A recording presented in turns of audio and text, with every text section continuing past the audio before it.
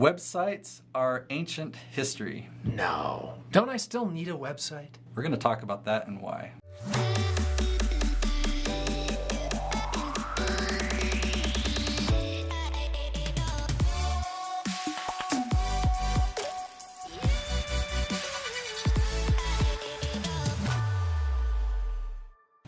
All right, let's dive right in. Websites. Why, if, and do I? So I feel that I have a pretty unique perspective on this because I used to own a web design company. We designed 500 plus websites, and I used to believe that websites were a lot more important than I do now. I think websites are a lot because less they were, right? They were very important then, right? But now we have social media, and now we have YouTube. And so websites have become less and less important, and you may not even need a website at all. Really? So even though I'm a YouTuber and I have my stuff out there, and if I'm trying to make money off of my own business through my YouTube presence, do I not want to send people to this site anymore, or what? So the answer is yes, but instead of spending 10 grand on a website or putting so much thought into it, make a one-page website. Or the exception to that is if you're going to have a sales funnel and whatnot. Maybe we'll get into that a little bit more. But instead of having a page that's your home page, and then the About Me page, and this page and that page, and creating all these articles and things to try and do SEO for your website, you don't have to do any of that. You just want one clean, simple site where people can come and say, Scott is legit. Here's what he offers. Here's how to contact him. Maybe, and you're going to feature a YouTube video. I was just going to ask. So on that pared back, simple page, one page, am I still putting my YouTube videos, or is it just a link to my channel, or what does that look like? So your website is a sales page, and so any of your typical daily episodes on YouTube, you don't need to feature them there. You don't need to just link back to YouTube for that, because then you'll get more engagement. But on your website, that's your sales page. And so if you've got promo videos, steps that will take people emotionally through the process of having them enter your sales funnel, that's what your website is for, to give you credibility, enter your sales funnel. You don't need it to develop a relationship anymore. So it's all about, so you basically are saying whatever I'm doing on YouTube is where that relationship is now, or other forms of social media. Mm-hmm. YouTube obviously being the one of choice. So I'm assuming that a lot of people watching this video right now are kind of like, they're feeling at odds with what I'm saying. Right.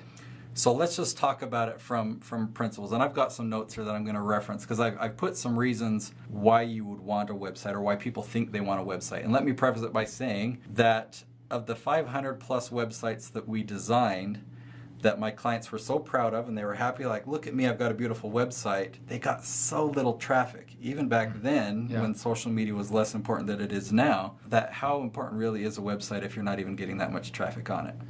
But for most of the clients that I work with that are influencers, that's kind of what I'm focusing on here is websites in this niche. Yeah, people think that a website will help you build a relationship with a client, okay? Where are you really building relationships with the clients? Right now, we might be doing that on Facebook. Yeah. Obviously, I'm going to promote YouTube because people see you, they interact with you, they see your face, and they're taking on this daily adventure with you. But they're communicating with you maybe on Twitter, they're following you on Instagram. Mm-hmm. So this is really where the relationship's happening. So is it then happening on your website too? No, that's usually where they're finding more about the products that they want to buy, or how to interact with you, or what programs you have, how to actually contact you. So because the website is primarily fairly static. It's there's nothing really dynamic going on unless you have a real media-filled site and all these things that you're linking to. But the fact is through these other platforms you just mentioned, there's so much energy. That a website almost by comparison seems rather last century a little bit. So I closed down my website company because I really believe this. I think that clients now can just go to Wix.com or something like that and just put up a quick website, and don't worry about, I got to do this and this, I got to create an About Me page and tell them my whole story so they can get to know me and I can build a relationship. That's not where it's going to happen. So another reason is so people can find out what you do. I think that's still pretty legit. If you're talking about what you do in terms of what you offer service-wise or product-wise, That's what people expect to find on your website. But it's real simple to do that. You don't have to have as elaborate of a sales funnel, because typically you want to build a relationship first and then step them into your sales funnel gradually. Now you can just have your sales funnel blatant on your website, because that's what people are there for. You start to build the relationship off of your website, and you drop seeds. You let them know, yeah, I was speaking at this event such and this is what happens. Okay, now they know that you speak. Or yeah, I put on this event, and so okay, now they know that you put on these boot camps. Or yeah, I had a client that was he gave me feedback on this product he bought from me. Or so you drop seeds of what you do. You let people know just through conversation about that. Now they have reason to go to your website when they're ready to buy something. Are people still buying things from websites? Here's one cool thing that most people don't realize. People actually don't buy stuff from your website. They buy it from a shopping cart. You can spend a lot of money and create your website into a shopping cart, but that's a lame way. Even when we designed websites for our clients, we would use an outside shopping cart and then put a link. So when they're ready to buy it or add it to their cart, they hit the link. A popular example is PayPal. Okay, PayPal is the shopping cart. They're the merchant. They take care of all of that. Right. And you just put that PayPal link on your website. When people buy something from you, they're not actually buying it from your website. Right. Your website might be a portal. So you can actually, you don't even need a website. You could have a PayPal link that you share on Facebook or in your email. Yeah. If people are ready to buy something, here's the link. You'll drop a link down in the description of your YouTube video, and they'll go right to the shopping cart. They won't go to your website. But obviously, you can have a portal or an entrance to it on your website. Next one here is people have a website so people can join their list. What is that?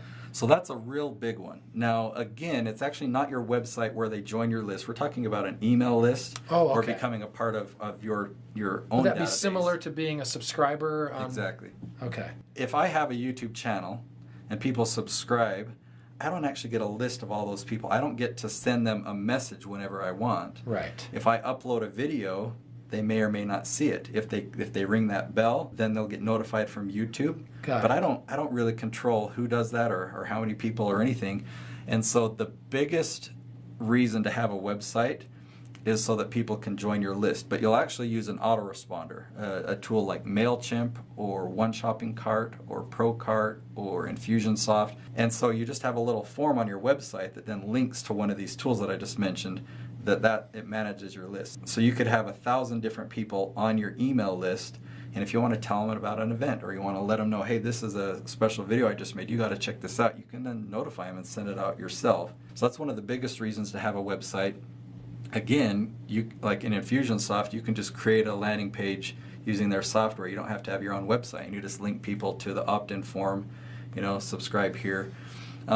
One of the best ways, this is kind of a side bonus to throw in there, one of the best ways to get somebody to join your list is to give them something valuable for free. So if you've got a book or an audiobook download or something like that, you can let people know in your videos or whatnot, hey, go to this link and you can get my book for free.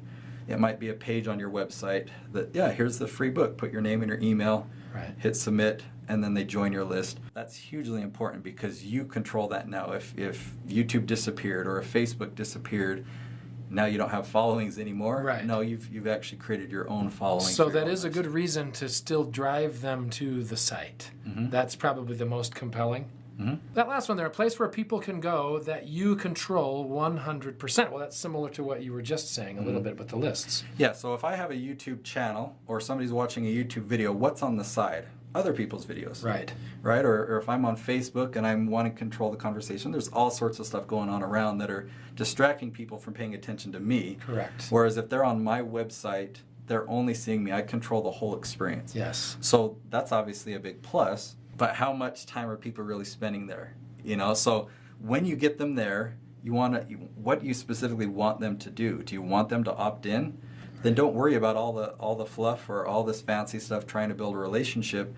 Just give them what they want. Tell them the next step so you can get them to join your list. Be real specific. If you want them to watch a video, if you want them to then leave there and go to another place, be real specific about what you want them to do. Keep it simple. So you talk a little bit about website SEO, which I know stands for search engine optimization. Good job. And I know that has something to do with search terms and how people get to your site or something, but that's pretty much... Absolutely. I would say across the board, anyone watching this video does not need to do website SEO. They don't need to try and get any organic traffic to come to their website at all. The biggest reason for this is you can't compete. And we'll make another video on the details of SEO and where SEO is good and where SEO doesn't work anymore. Making this long story short, you can't compete. On a website for a small business or an influencer, your website will not rank where it's going to be. It simply won't end up on the front 2 or 3 pages. If you're searching for a product, we go right now onto Google and we search for a product. What's one website that I know we're going to see? Amazon. We're going to see Amazon. Even so I know that. Put your product on Amazon and focus on getting your Amazon product to rank. Don't worry about getting your product to rank on your website because it's not going to happen. You'll be way more successful of creating a video about that product and putting it on YouTube. You can get it to rank like that versus all the work it takes to get your website to rank for it. So it's SEO for your video topic. Am I saying that right? As opposed to your website. The exception to this rule is if you go to Google and you search for something and you're a competitor, you see your competitors right there in front of you, then maybe yours is the type of business where you need to ignore what I'm saying and do SEO on your website. But if you're not seeing your competitors there, just build up a YouTube channel, focus on SEO on social media, which we'll talk about in more detail in the next video. Well, and I would think most people that are watching this have the kind of small business that we all have. So that for them, they hear, don't waste your efforts on SEO for your website. Use it on your YouTube channel, your YouTube videos and all of that. That makes more sense to me. And it's good news. It's good news too because it just relieves stress, because SEO or building your website or stressing about making every page perfect, it should be a good relief that you can just simplify things. And when we say, okay, you still got to do SEO for your YouTube videos, it's so much easier to market that way, and we'll talk about that. I was going to say, you know how to do that. Yeah. So you have clients that you help do that with, and that's what he does. That's all I'm saying. So if I'm understanding correctly, the answer to the overall question, do I still need a website, is yes. It's a yes, but you could get by without one. And I'll say, instead of having this much energy put into your website, just put in a little bit of energy. Go to Wix.com and create a free one that's beautiful. And I love that because I'm literally in the process right now of kind of revamping mine. To make it simple is better, plus with the social media. Here's a strategy for you. Hire a professional photographer, not a professional web designer. Get a photographer to take a real amazing picture of you that conveys what you want it. Put that as the entire background for your website on Wix. Yeah. And then put a few links here and there, put a video. Yeah. That'll look really sharp. It'll show that you're professional because you had a real professional photographer do that. And it's simple. You don't have to hire a web designer. Right, good. Love it. So what do you think? Do you think I'm crazy, or do I know what I'm talking about here? I'll let you be the judge. Well, if I'm the judge, I'm going at 50-50. But it makes good sense. Hopefully it was helpful, and we'll see you in the next video.